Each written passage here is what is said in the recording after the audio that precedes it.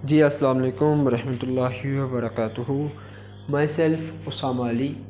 आज हम class 11 physics का सेकंड लेक्चर आपके सामने पेश करेंगे जो कि रिलेटेड है फ़िज़िकल क्वांटिटीज़ से। तो my curious fellows, what is physical quantity? Basically physical quantity हर उस क्वांटिटी को कहा जाता है जो मेजरेबल है। Each measurable quantity, physical quantity measurable quantities को कहते हैं, यानी कि हर वो क्वांटिटी जो मेजर की जा सकती है it will be physical quantity.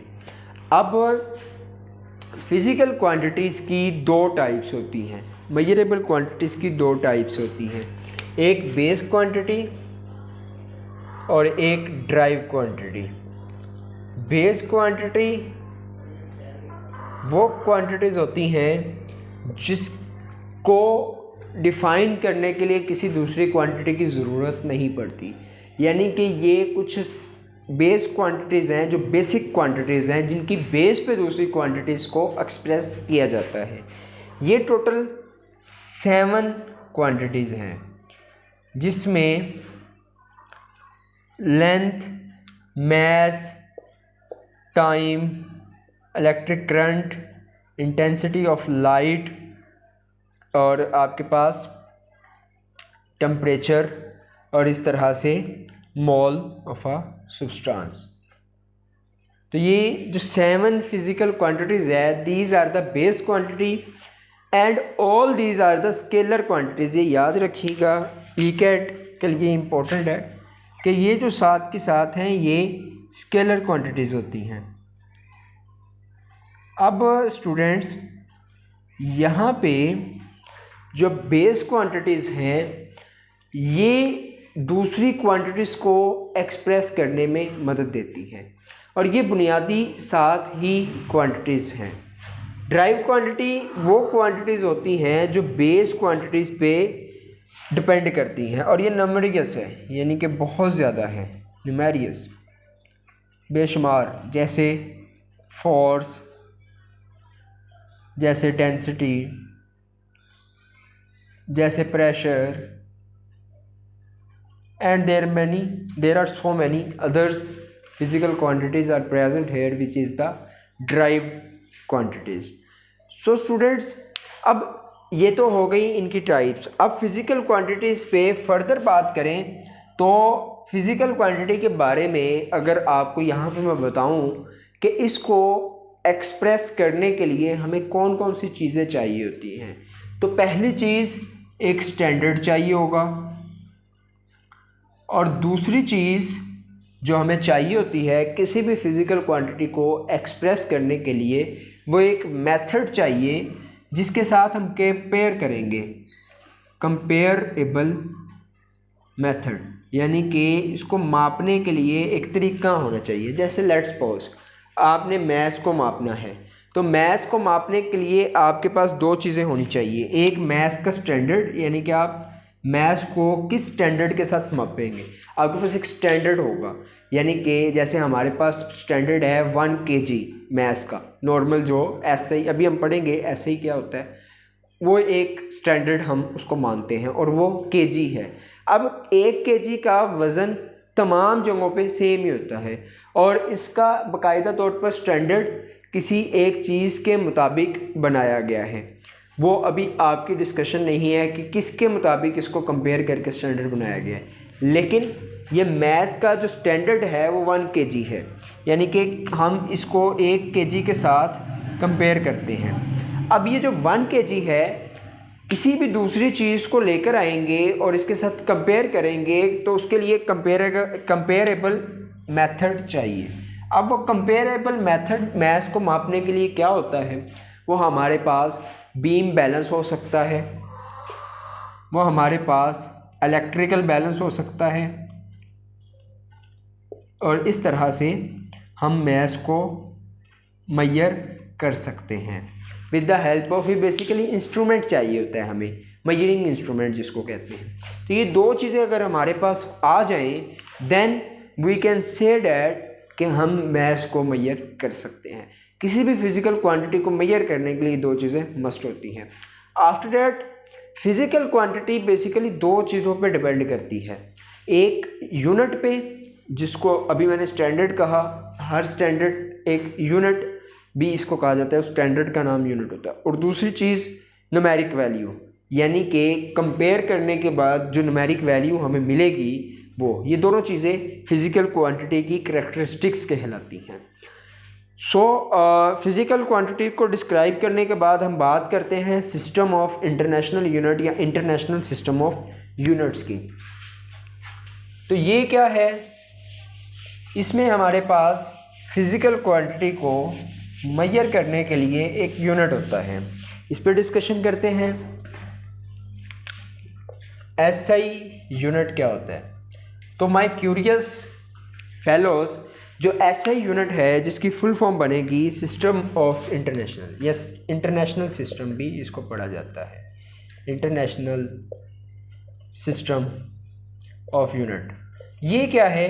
ये बेसिकली आज से थोड़ा सा पीछे चले जाएं, कोई 63 ईयर्स बैक जाएंगे तो 1960 में चले जाएंगे हम। 1960 में एक जनरल कॉन्फ्रेंस हुई, जो 11 जनरल कॉन्फ्रेंस जिसको कहा जाता है, ये 11वीं एक जनरल कॉन्फ्रेंस थी, जिसमें यह तय हुआ कि तमाम फिज़िकल क्वांटिटीज़ को मेजर करने के लिए कुछ स्टैंडर्ड्स बना लेते हैं। वहाँ पे जो स्टैंडर्ड सेट किए गए, बेसिकली वो standards mass, length, time, temperature, electric current, intensity of light और मॉल के लिए जो 7 स्टैंडर्ड्स 7 क्वांटिटीज़ के लिए सेट किए गए और उसी की बुनियाद पे दूसरी क्वांटिटीज़ को एक्सप्रेस किया गया, उन स्टैंडर्ड्स को कहा जाता है SI यूनिट्स। अब मैं क्यूरियस फेलोज, वो स्टैंडर्ड्स क्या थे?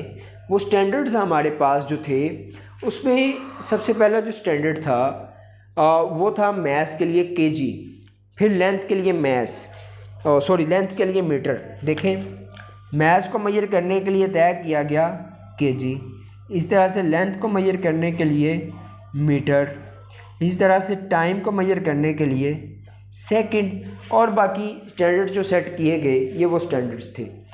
अब स्टूडेंट्स, ये जो स्टैंडर्ड्स सेट किए गए, इन स्टैंडर्ड्स की बेस पे बहुत सारी फिज़िकल क्वांटिटीज़ को एक्सप्लेन, सिर्फ ये एक बेसिक क्वांटिटीज़ जो थी इनके यूनिट सेट किए गए और इनके यूनिट्स को कहा गया बेस यूनिट्स।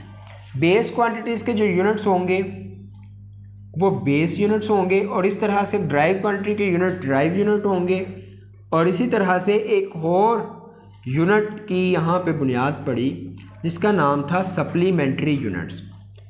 अब माय क्यूरियस फेलोज, ये सप्लीमेंट्री यूनिट्स क्या होते हैं? ये तो हमें समझ आ गया, बेस यूनिट होंगे जो बेस क्वांटिटी 7 यूनिट्स होंगे क्योंकि 7 बेस क्वांटिटीज़ हैं, और ये ड्राइव क्वांटिटीज़ के जो यूनिट्स होंगे इसको ड्राइव्ड यूनिट्स कहा जाता है। अब ये सप्लीमेंट्री यूनिट्स यहाँ पे क्या हैं? सप्लीमेंट्री यूनिट्स की अगर बात करें तो सप्लीमेंट्री यूनिट्स बेसिकली सिर्फ 2 हैं, एक प्लेन जियोमेट्री, एक प्लेन एंगल, ये बेसिकली सप्लीमेंट्री यूनिट्स होते हैं जियोमेट्री में यूज़, एक प्लेन एंगल और दूसरा हमारे पास स्फेरिकल एंगल होगा। इस तरह से ये 2 जो हमारे पास यूनिट्स हैं, ये हमारे पास सप्लीमेंट्री एंगल्स या सप्लीमेंट्री यूनिट्स हैं। इसमें जो प्लेन एंगल का होता है इसको रेडियन कहते हैं, और जो स्फेरिकल एंगल के लिए यूज़ होगा उसको कहेंगे स्टीरेडियन। अब ये रेडियन और स्टीरेडियन क्या है, इस पे बात कर लेते हैं। रेडियन बेसिकली अगर हम कोई सर्कल लेते हैं और उस सर्कल का जितना रेडियस होगा, अगर उस रेडियस की हम आर्क लेंथ ले लें, यानी कि ये आर्क लेंथ क्या होती है कि सर्कल के सर्कमफेरेंस पे एक पाथ ले लेना, पैच ले लेना सर्कमफेरेंस का।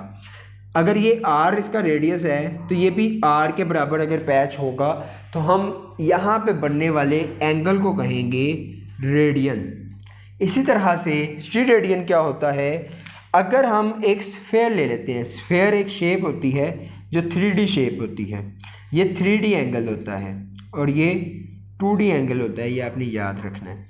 अगर ये मैं स्फेयर ले लेता हूँ, यहाँ पे फुटबॉल ले लें, कोई भी स्फेयर ले लें, उस स्फेयर की सरफेस का जो एरिया आपने लेना है, स्फेयर की सरफेस का एरिया होगा, वहाँ पे सर्कमफेरेंस नहीं होगा, उस स्फेयर की सरफेस का आप इतना एरिया ले लें, एरिया का इतना पैच ले लें कि वो जो एरिया का पैच आप लेंगे वो उस स्फेयर के रेडियस का स्क्वायर बन जाए। जैसे यहाँ पे मैंने 3D शेप बनाई है, तो यहाँ पे समझाने के लिए बोर्ड पे एक 2D शेप भी स्फेयर की बनाते हैं। तो ये स्फेयर में आपने ये कोई एरिया ले लेना है, ये कोई पैच, ये मैंने एरिया ले लिया।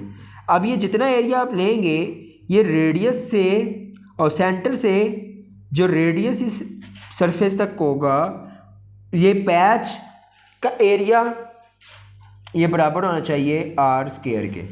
देन जो है वो एंगल जो बनेगा उसको आप कहेंगे स्टीरेडियन। तो ये बेसिकली दो किस्म के एंगल थे। स्टीरेडियन को समझने के लिए आपको एक और एग्जांपल यहाँ पे दे देते हैं। आप एक तरबूज समझ लें, और तरबूज को जब हम काटते हैं तो वो जो एक पीस उसका बाहर आता है ना, अगर वो जितना पीस आप काट रहे हैं उसका एरिया जो होता है वो उसके रेडियस के स्क्वायर के बराबर आ जाए, तो तब आप कहेंगे कि जो पीस हमने निकाला है एक स्टीरेडियन का पीस है, यानी कि ये इस स्फेरिकल एंगल का पीस है। ये सप्लीमेंट्री यूनिट में हम इसको एक्सप्लेन करेंगे। So that's all about the SI unit. तो माय क्यूरियस फेलोज़, अगर यहाँ तक कोई बात आपको समझ ना आई हो या आपने पूछनी हो तो आप मुझसे लाजमी तौर पर कमेंट बॉक्स में रब्ता कर सकते हैं और आप अपनी क्वेरीज जो हैं वो वहाँ पे पुट कर सकते हैं। इंशाल्लाह as I will free I will be answer all of your queries. Thank you so much. अल्लाह हाफिज़।